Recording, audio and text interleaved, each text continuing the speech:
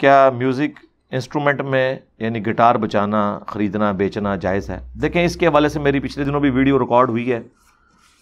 امت میں اکثریت تو اس چیز کو غلط سمجھتی ہے، انسٹرومنٹس کو، سارے انسٹرومنٹس کو نہیں. جس طرح دف بجانا ہے وہ بخاری مسلم میں ثابت ہے.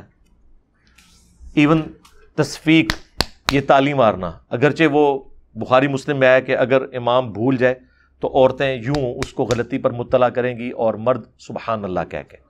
میں نے اس کو دلیل کے طور پہ پیش کیا کہ اگر یہ تالی مارنا حرام ہوتا تو نبی علیہ السلام عورتوں کو یہ بھی نہ کرنے دیتے نماز کی حالت میں، بلکہ کہتے کہ عورتیں کھانس لیں اس طرح کر کے امام کو مطلع کر لیں.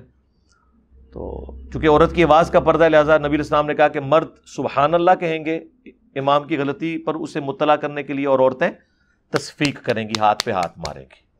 ٹھیک ہے. اب رہ گئی ایک ہی حدیث جو زیادہ پیش کی جاتی ہے ابو داؤد کے حوالے سے. اس میں بھی علماء کی دو رائے ہیں. جو نبی علیہ السلام کہیں سے گزر رہے تھے، ڈھول کی آواز آ رہی تھی، آپ نے مبارک انگلیاں اپنے کانوں میں داخل کی. عبداللہ بن عمر ساتھ تھے، آپ ان سے پوچھتے رہے کہ آواز آ رہی ہے نہیں آ رہی. جب آواز آنا بند ہوگی تو آپ نے انگلیاں باہر نکال لی. اس میں دوسرے علماء کہتے ہیں کہ نبی علیہ السلام نے خود تو انگلیاں ڈالی ہیں، عبداللہ بن عمر کو نہیں کہا کہ ڈالو. اور یہی کام عبداللہ بن عمر نے بھی اپنے ایک ساتھی کے ساتھ کیا، اور انہوں نے اس وقت یہ حدیث بیان کی، لیکن انہوں نے اس کو بھی نہیں کہا کہ تم ایسا کرو. تو اس کی وہ تعویل کرتے ہیں کہ جو مذہبی پیشواں ہیں اب ان کا کام نہیں ہے کہ وہ اس طرح کی ایکٹیویٹیز میں حصہ لیں. مثلا اگر میں کسی کرکٹ میچ میں جا کے مہمان خصوصی کے طور پہ جا کے میچ دیکھوں تو میرے اس پلیٹ فارم کا تقاضا یہ نہیں ہے. اس کا یہ مطلب نہیں کہ میں اسے ناجائز سمجھتا ہوں گا، یا کسی جا کے میں غزل کی محفل میں جا کے بیٹھ جاؤں چاہے وہ مردوں میں ہی ہو رہی ہو. اب صحیح بخاری میں نبی علیہ السلام نے خود فرمایا عائشہ گانے والی کیوں نہیں بھیجی شادی کے موقع کے اوپر.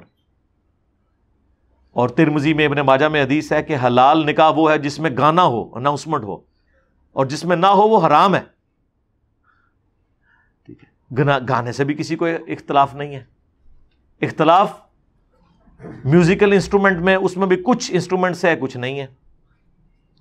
گنگنانا خود ترنم کے ساتھ، وہ تو پورے کا پورا قرآن گنگنایا جا رہا ہے.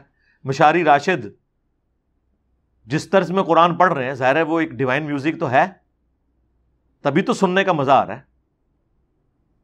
پھر قرآن کے اندر یہ اللہ تعالیٰ نے صفت رکھی ہے کہ اس میں ایسا وزن رکھ دیا ہے، اگرچہ وہ بالکل شاعرانہ نہیں ہے، آزاد نظم والا سٹائل ہے، لیکن بہرحال پھر بھی آپ کو پتہ ہے ایک ڈیوائن میوزک، ملکوتی غنا اس کے اندر موجود ہے. الرحمن علم القرآن خلق الانسان علمہ البیان، سورہ فاتحہ میں بھی ہے.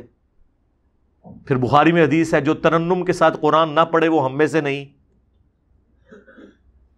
صحیح بخاری میں ایک اور حدیث ہے کہ اللہ تعالیٰ سب سے زیادہ متوجہ ہو کر وقت کے پیغمبر کو سنتا ہے جب وہ اللہ کی کتاب کی تلاوت کر رہا ہوتا ہے. صحیح بخاری کے اندر ہے کہ نبی علیہ السلام پہ جب یہ آیات نازل ہوئی انا فتحنا لک فتحا مبینا،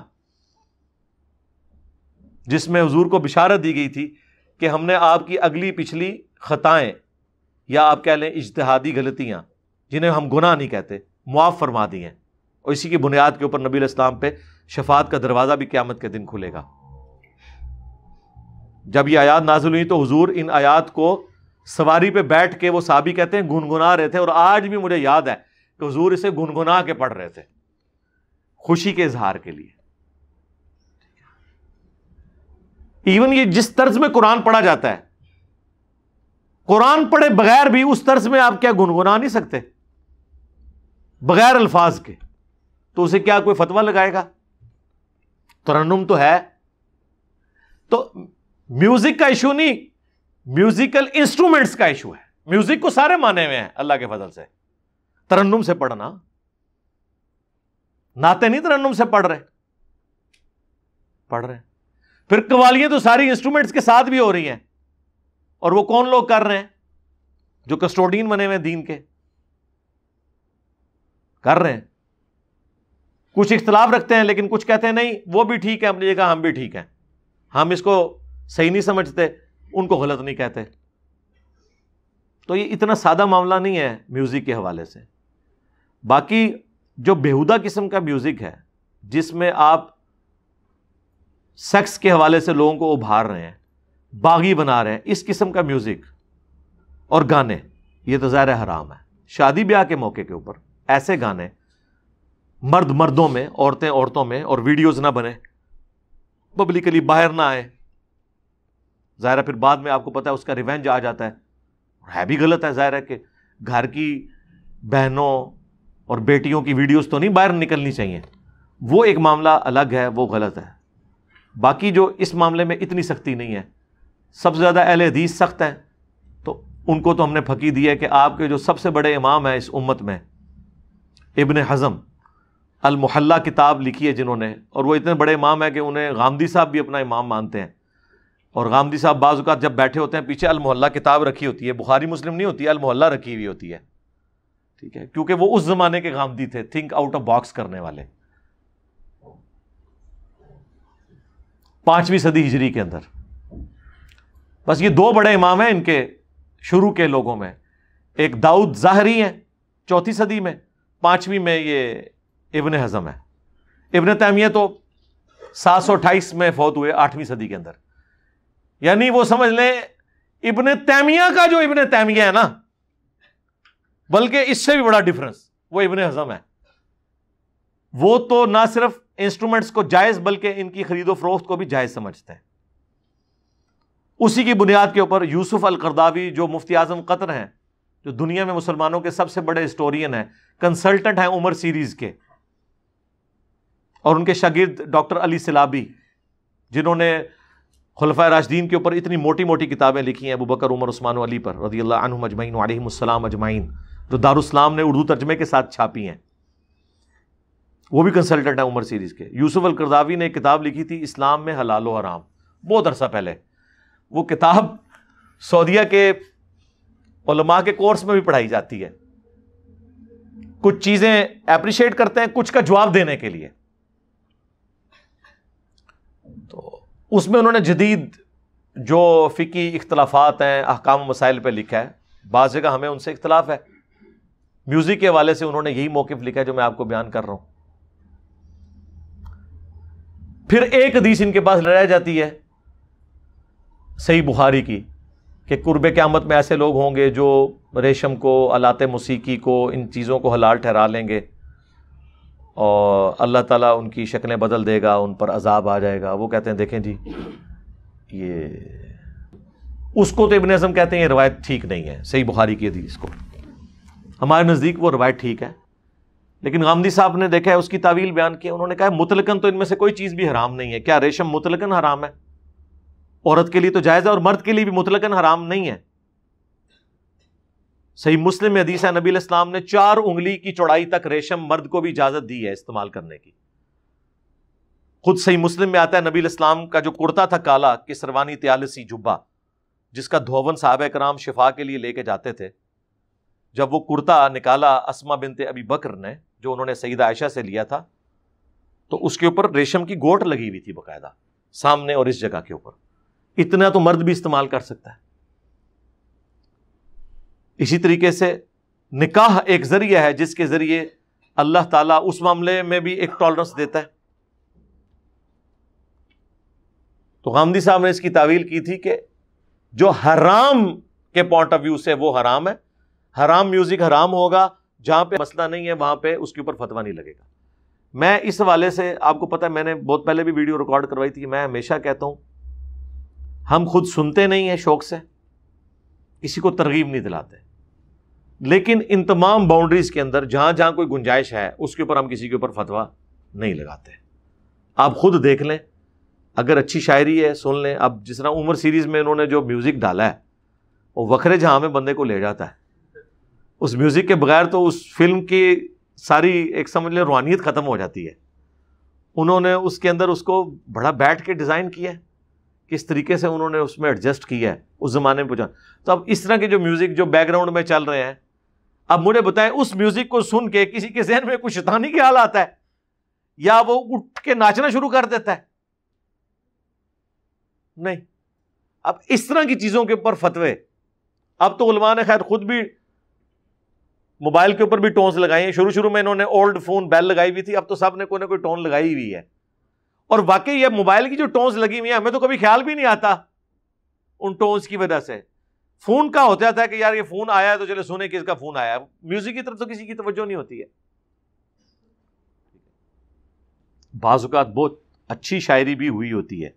اب جس طرح یہ شکوہ جواب شکوہ نصرت فتح علی نے اپنے مرنے سے کچھ عرصہ پہلے آڈیو ریکارڈنگ میں اس کی ہے, وہ سولو جو ہے نا شکوہ جواب شکوہ, ایک پرانے سٹائل میں اس نے پڑھی ہوئی ہے جو قوالی کے طرز میں, ایک اس نے لیٹسٹ جو آپ کا ایک پاپ میوزک کی طرز میں نا اس نے, لیکن بہت فاسٹ بھی نہیں ہے, لیکن وہ سولو ہے. آپ یوٹیوب پہ جا کے لکھیں سولو شکوہ جواب شکوہ آڈیو میں, کمال پڑا ہے نصرت فتح علی نے. وہ آپ جتنی بار سنیں آپ اسلامک ہسٹری آپ کے سامنے سے گزر جاتی ہے, آپ کا اس کی شاعری کی طرف ہی توجہ ہوتی ہے بجائے کہ میوزک کی طرف آئیں. ایون اگر کوئی عشق مجازی پہ بھی بات ہوئی ہے تو وہ میاں بیوی تو آپس میں ایک دوسرے کو گانا سنا سکتے ہیں نا جی. ڈاکٹر ذاکر نائک نے تو سٹیج کے اوپر وہ گانا زوجتی انتی حبیبتی انتی وہ گایا ہے, وہ ایک عرب کا وہ نشید پڑھنے والا ہے اس کے ذریعے. تو وہ تو منہ سے ہی ایسی ساؤنڈز نکال لیتا ہے کہ وہ پورا کا پورا میوزک لگتا ہے. ابھی تو آپ ماؤس ساؤنڈز دیکھ رہے ہیں ہمارے بھائی ہدایہ پورٹل والے, اللہ تعالیٰ انہیں جزائے خیر دے. آپ دیکھیں انہوں نے کیسی زبردست وہ ویڈیوز میں ایڈیٹنگ کی ہے, اکثر ماؤتھ ساؤنڈز ہی یوز ہوئی ہیں. باقی جو تھوڑی بہت اور بھی ہوئی ہیں تو ٹھیک ہے, یہ بھی ایک ہم اپنے آفیشیل چینل سے اکا دکا ویڈیوز کی تھی, اس کے بعد ہم نے نہیں کی ہیں, لیکن اس کو بھی ہم ایک موڈ سمجھتے ہیں لوگوں تک بات پہنچانے کا, آج کی ینگ جنریشن تک بات پہنچانے کے لیے یہ بھی ہے. لیکن اس میں اکثر ان کو کہتا ہوں جو لوگ بھی بیک گراؤنڈ ساؤنڈز لگاتے ہیں خدا کے لیے اس کو ہیڈ فون کے اوپر نا اس کی ایڈیٹنگ کیا کریں.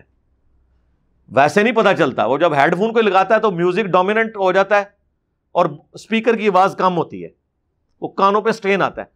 جس نے بھی اس طرح کی کوئی ویڈیو بنانی ہے, یہ ایک دو دفعہ ہدایہ پورٹل والے نے بھی غلط بنائی, میں نے اس کو ڈیلیٹ کروائی. میں نے کہا نہیں, ہیڈ فون لگاؤ, سنتے رہو, ہٹ اینڈ ٹرائل کر کے جہاں تمہیں فیل ہونا کہ اب میوزک کی آواز کم ہے اور سننے والا جو اسپیکر ہے اس کی آواز ڈومیننٹ ہے اور لائٹ سا ہلکا سا وہ پیچھے ساؤنڈ ہے, میوزک ہے یا ماؤتھ ساؤنڈز کہہ لیں جو بھی, تاکہ کوئی بندہ ہیڈ فون لگائے تو اس کے کانوں پہ سٹرین نہ آئے, تو تب اس ویڈیو کو پبلش کرو.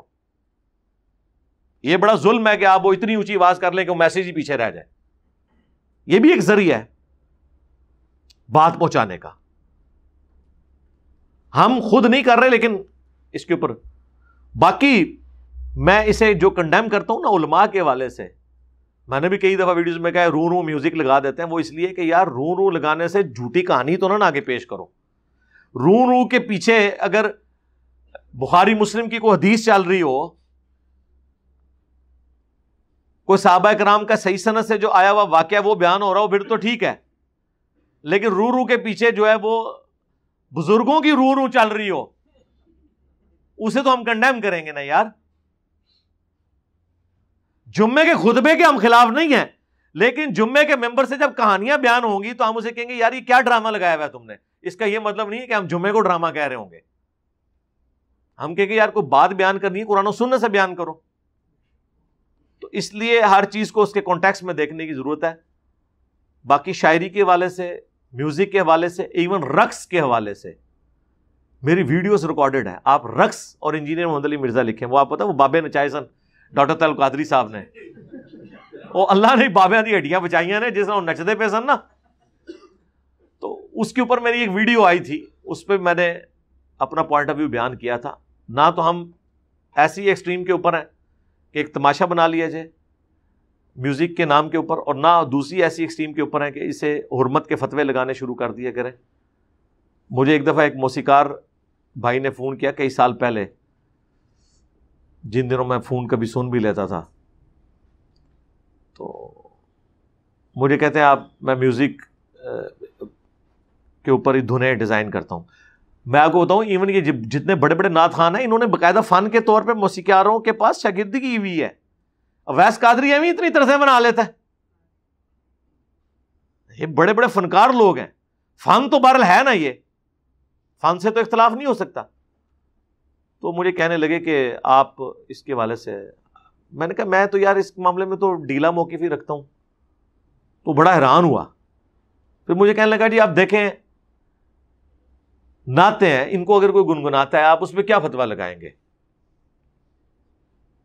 اب جنید جمشید صاحب نے نعت پڑھی ہے, وہ محمد کا روزہ قریب آ رہا ہے, تو اس نے مجھے فون پہ کہا کہ جی میں اس کو گنگناتا ہوں, آپ میرے پہ شریف فتویٰ لگائیں, میں کوئی میوزک انسٹرومنٹ بھی یوز نہیں کر رہا.